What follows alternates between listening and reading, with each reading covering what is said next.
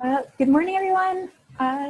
Really excited to start today. We're going to be talking about the danger of a single story. But first, we want to go around and introduce ourselves and tell you guys where we've been.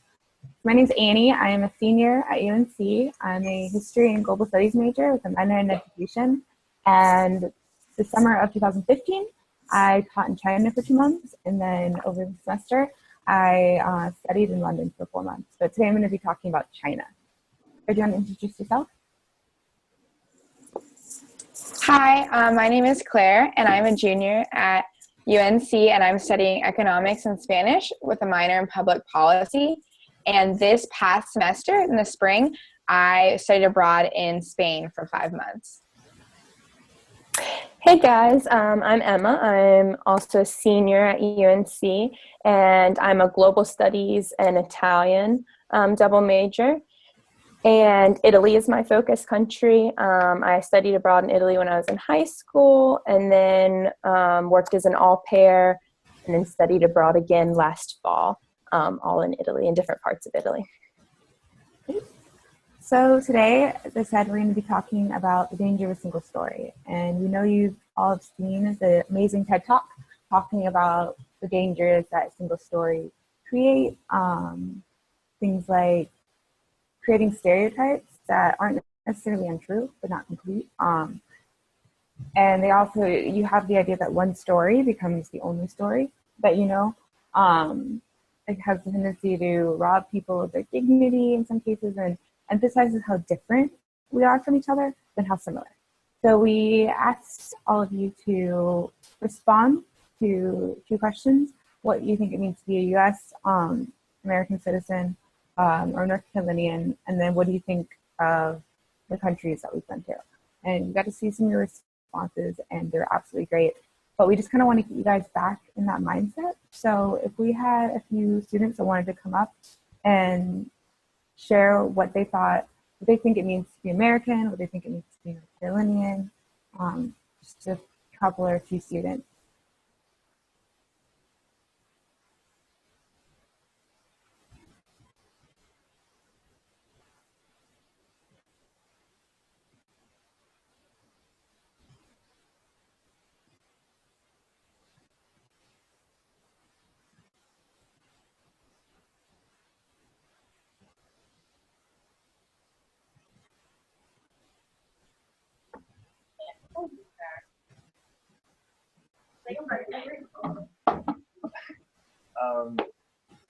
I'm Everett.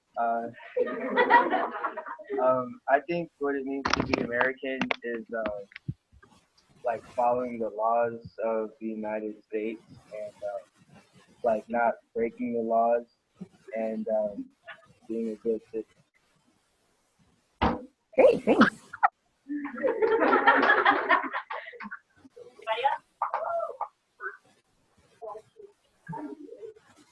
All right, we have one more student now.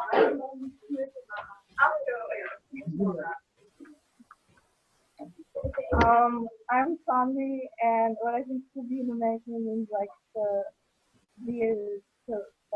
follow the values of being an American and understand like Do you explain a little bit what values you mean? things like freedom and stuff, like how like why like we are like Americans that are like Yeah, awesome, thank you. Great.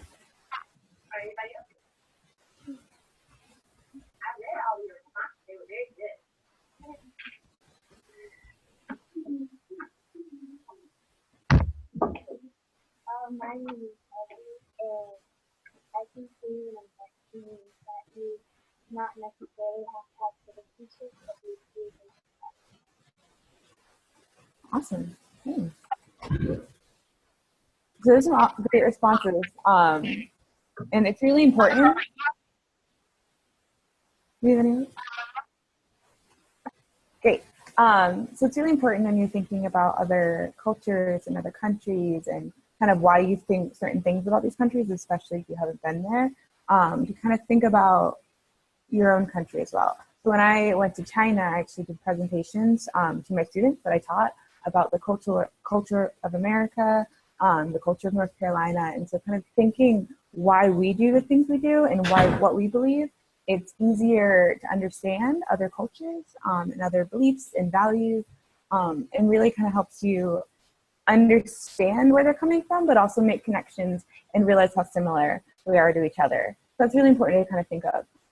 We also looked at your responses, what you thought of China and Italy and Spain. And you guys had some great responses.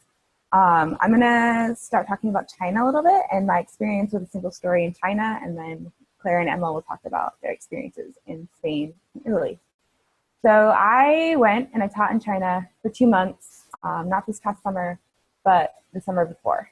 And I didn't really know a lot about China. A lot of what you guys said were, when you think of China, you think of overpopulation, you think of air pollution, which are the two kind of main things that I thought about as well. Those are kind of the two overarching issues that China has.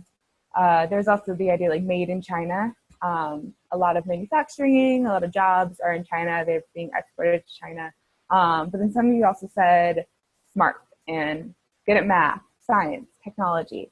So that was kind of the single story I had for my students going over. When I went, I didn't really know what to expect. Didn't know a lot about the education system in China. But everyone that I talked to, most people that I talked to that hadn't been to China, they're like, oh, your students are going to be really smart. Your students are going to be really, really good at math and science, and they're going to be really well behaved because everyone in China is really good at math and science, because that's all they care about. So I kind of went in because my expectations were kind of built on, unfortunately, to an extent, on these stereotypes of these Chinese students, because that's the stereotype as well here. In some schools, like Chinese American students are really smart, and that connects back to Chinese culture, which we'll talk about in a little bit. So when I went to China, I kind of got into my first classroom. I was like, it probably won't be too bad. You know, the students are going to be really well behaved because that's what everyone told me. And yeah, I had some amazingly well behaved students. I had some incredibly smart students, but I had very diverse classrooms. I realized that Chinese students are not that much different than American students. Everyone, you know, you have your kids that are really, really, really good at science and really really passionate about like building robots and doing experiments. But then I had students in the corners that would be on their iPhones all day, and I had amazing artistic students, and I had just a wide range of diverse students. And I realized the single story I had was based on these kind of stereotypes, and I really kind of had to rethink how I was going to teach the class and how I was kind of approaching it, because I'd kind of succumbed to the single story that a lot of people here, and kind of more internationally as well, have of Chinese students. But in the single story video that we watched, the speaker says that the problem with stereotypes is not that they're untrue, it's that they're incomplete. So most single stories are founded in some accurate part of their culture or the history. So in China, to an extent, a lot of students are good in math and science because there's a cultural emphasis on it. There's a cultural emphasis on education. China is a very large market, but it has recently become this international superpower in the just past like 50 years or so. And so they're really trying to compete with the US, compete with the EU. So there's a really strong emphasis on like focusing on technology, focusing on math and science. And so it's, there's a lot of competitiveness as well. A lot of you guys said when you think of China, you think of overpopulation. So this means that students who are coming out of school or even in school are competing with a large population. So for Chinese students and their parents, our education has been seen as a way to kind of succeed and get ahead in this highly, highly competitive society. So the single story, to an extent, is true because in China they do value science, they do value math, and they kind of de-emphasize the arts, unfortunately. So that's been something that China and other East Asian countries have been criticized for lately, and so they're trying to change that and shift that. But just because schools and the government emphasizes science and math and technology, that doesn't mean that all the students love it and are really good at it and that's all they care about. The students I worked with, the students I met, China is a massive country, so the students across China are incredibly diverse, have incredibly diverse interests. I was really surprised to an extent at how similar my classrooms were to that of American classrooms. We would talk about SpongeBob and dating. It's a lot of similar kind of situations in school. That's kind of in part what the danger of a single story is we create this kind of like us versus them mentality. And there is this kind of rhetoric of, China is stealing our jobs, like manufacturing jobs, made in China, but then also our intellectual jobs. So they're the ones that are kind of doing these big advancements. So it's this kind of, because they're good at math and science, we're competing against them, but it's really Chinese students and American students are really similar. And when we see the similarities, it makes it easier to kind of work together in a kind of globalized arena. That was kind of my experience with a single story. And I kind of realized the more I was in China, how diverse the population is, how diverse my students are. And so this kind of single story was incredibly problematic in that context. Claire, do you want to talk about Spain now? Yeah, awesome. So similarly, before I went to Spain, I kind of had a more narrow view of what Spanish culture was. And sort of like the things that a lot of you guys mentioned in your survey response, I thought about bullfights and flamenco music and food and maybe soccer. But I didn't really know that much about actually what Spanish culture was. So the single story that I want to talk about today is the stereotype that Spaniards are lazy or that they don't work hard. And I think this goes along with some of the things that were mentioned in your responses, like the fact that a lot of people have this image of Spain where it's just people dancing and relaxing and partying all the time. And another thing is the idea of the siesta, which I'm going to talk about more in a minute. And so these things sort of come together and people have this image in their mind of Spain as a place where people don't really work hard. They just kind of like have fun and relax, which there's definitely a lot more to that than a lot of people think. So like Annie was saying, a lot of single stories do come from some sort of truths about the culture. And I think that there are some things in Spanish culture that definitely sort of feed this stereotype. And one of the big things is the siesta. So I saw that one or two of you guys mentioned that in your responses, but for those of you who don't know what that is, siesta means nap in Spanish. And what it refers to is the fact that in Spain, most people take a break from work or school for a few hours in the afternoon. It's usually from about 2 p.m. to 5 p.m. People go home and they eat lunch with their families and they relax. And sort of just the whole city just kind of takes a break in the afternoon. And this seems really weird to people from other places, especially in the U.S., where we have sort of a very typical work or school day where you get there in the morning, then you stay the evening, and then you go home. But the reason that they have the siesta in Spain is it originated back when Spain was mostly an agricultural society, so people were working outside. And in the summer, it gets super, super hot in Spain, especially where I was in the south of Spain. In the summer, it easily gets up into 110, 120 degrees, which can be super dangerous to be outside working in the afternoon in the summer when it's the hottest part of the day. So instead of working all day, they would take a break in the afternoon so they weren't outside in the hottest part of the day. And that tradition just kind of carried over into modern times. So even though most people work inside in buildings that have AC, it's become just sort of a part of the culture. And the siesta is most common in southern Spain, like in Sevilla, which is where I was when I was in Spain. So I definitely got sort of a firsthand look at the tradition of siesta. And I'm going to talk about sort of what the siesta is like in modern days a little more in a minute, but some other kind of cultural things that I think also feed into this stereotype or image of Spaniards as lazy is one thing is in Spanish culture, family and friends and socializing are super important. And so people like to eat long meals and spend time talking, and just spending time together is something that's really important. And to people from other cultures, they can sometimes view this as a waste of time sitting around and eating lunch for 2 hours instead of just getting back to their desk and doing their work. But this is a super important part of Spanish culture, this idea of socializing. And so I think that's another thing that gives people the idea that, they don't work hard. And then another thing is Spanish culture in general just tends to be much more laid back than American culture. I noticed this a lot when I was in Spain. People walk a lot slower and they're not as impatient or as in a rush as people tend to be in the US.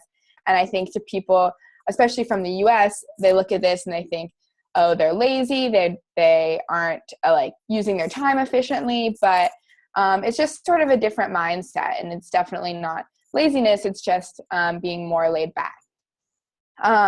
So as far as siesta, I kind of want to debunk this a little bit because it's not quite what most people think of when they think of just people going home and taking a nap for 3 hours in the afternoon. So to some extent, people do siesta, people do take this break, but it's not actually usually a nap. And a lot of times it's just people coming home and eating their lunch and relaxing. So when I was in Spain, I lived with a host family, and I noticed that most of the time they didn't take a nap. A lot of times my host mom would be doing housework or cooking or doing some other activity around the house. And my host dad never came home from work for siesta. He, worked from the morning to the evening, like what we think of as a normal work day. And then my host siblings would come home from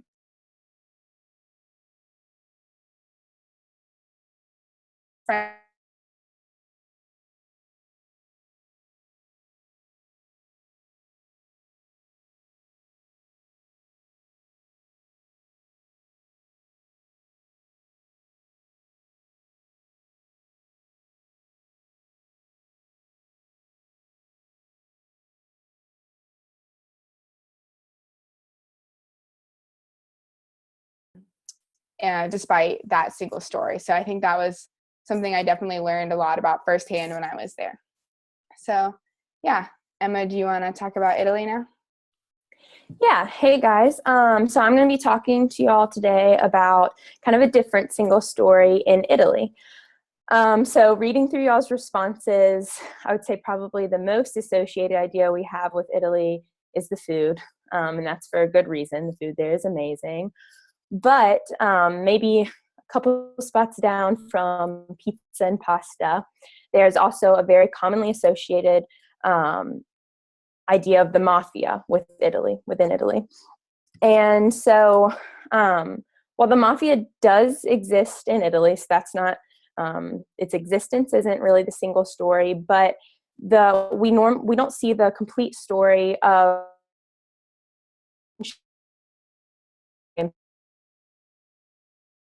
see this and how the mafia is represented. I would say as Americans and other foreigners, there's through media representation and also a little bit of the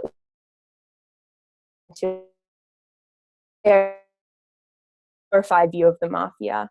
It's seen as, yes, somewhat dangerous, but kind of this cool, strong, and powerful group that has control over a lot of the Italian population. So first I'm going to kind of talk about the origins of the mafia to give you all a little bit of history, to give you kind of more of the full story. And this is going to the history kind of explains where this, a little bit of a positive vibe around the mafia comes from.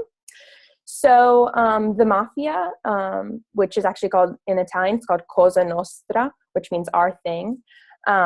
It was founded in southern Italy, actually in Sicily, which is an island off the coast. Cosa Nostra was founded around the early 1800s.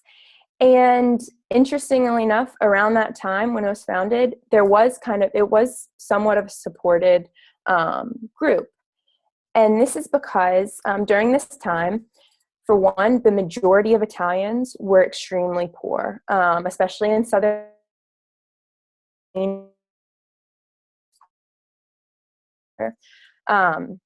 And at the same time, the government during that time was extremely weak. And so they weren't doing very much, or the Italian people felt that the government wasn't doing much to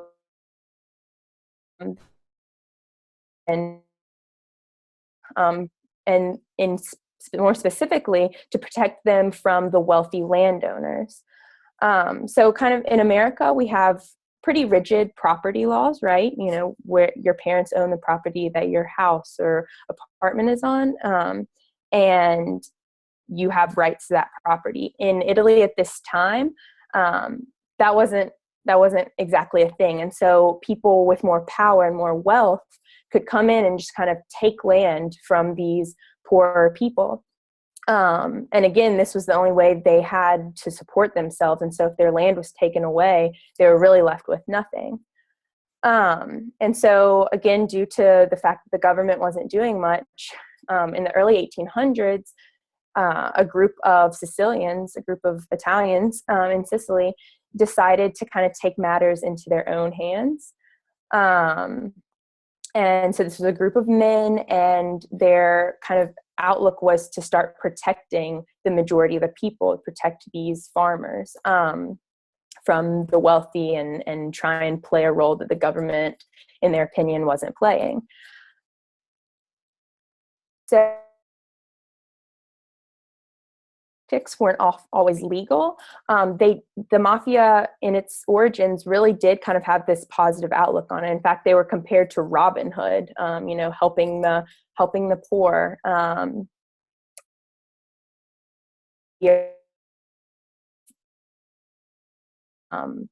Aspect to the mafia, but it's to give more of the full story. It's important to note that over the years, the mafia went through transformation. By the later 1800s, the government started becoming more powerful and played a bigger role. They started taking more action. And the mafia kind of turned from this idea of protection of the poor to just being more selfish and wanting to put money in their own pockets through illegal practices.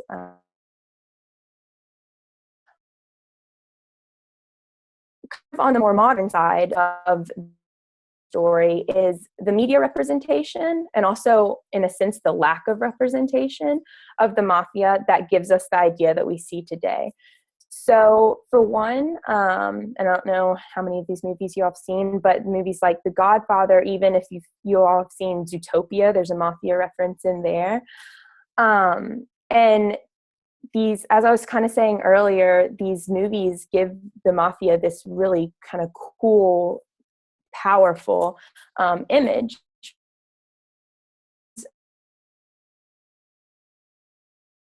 Outside of that, as far as lack of representation, you don't, you know, especially obviously in the American media, but even in the Italian media, it's not a common subject.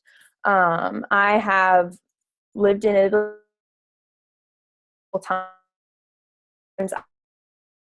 with Italians about the mafia, and it was very short. They made it very clear that they hoped that the government continued to fight, and that the mafia became less powerful, and that it was not a positive aspect of their country. And so all these things kind of together make it seem as if the Italian population supports, or at least doesn't have very strong feelings about the mafia. And I believe this is an important single story to dispel, because that's not the full story. The Italian population does a lot to counter the mafia. For example, I'll show you all this picture. It's the Pizzo campaign. Pizzo is the protection money that a family will pay the mafia in order for them to be protected. And so the No Pizzo campaign is the Italian, this is all concentrated in southern Italy, where the mafia has a stronger presence.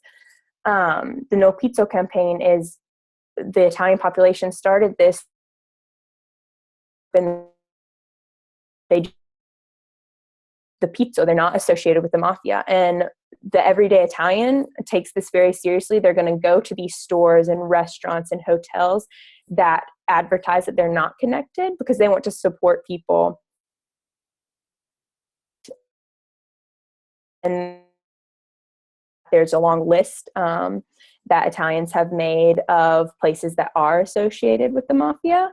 And Italians, the majority of Southern Italians, will do their best to stay away from these places because, again, they don't want to support an organization that they really don't see as a positive thing.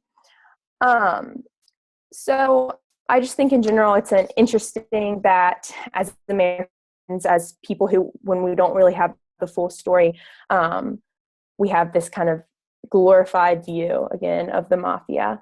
But Italians take it very seriously, and it's nothing to be glorified, and not really hardly anything positive about it in the Italian population. It's kind of my single story. Now we are going to kind of check what you all know and do a myths versus facts activity. So, put the myths versus facts up here. And you all, I don't know if someone wants to come up and say it, or kind of as a class, say whether it is a myth or a fact. Okay, number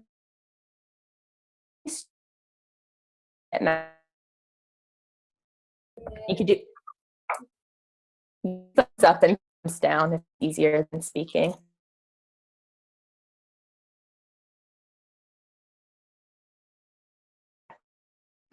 As Annie talked about.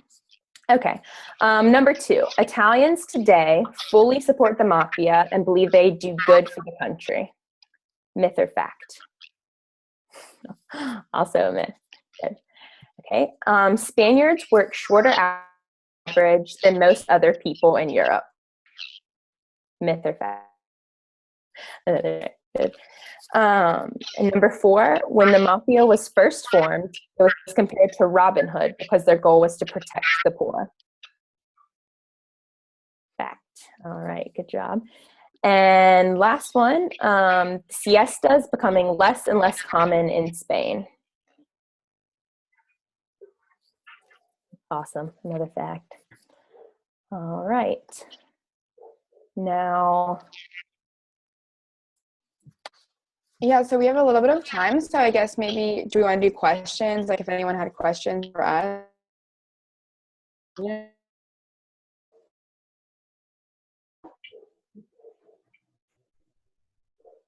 I have any questions?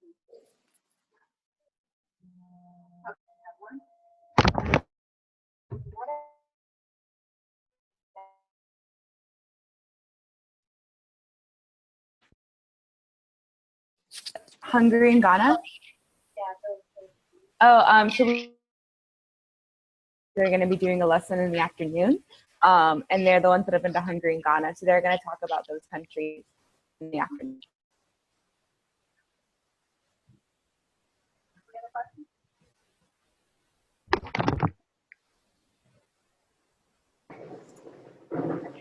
Kind of pecking away on their notes, but I don't think we have any more questions. All right, awesome. Well, hopefully you guys learned some things and maybe sort of had changed a little bit about some single stories you may have had.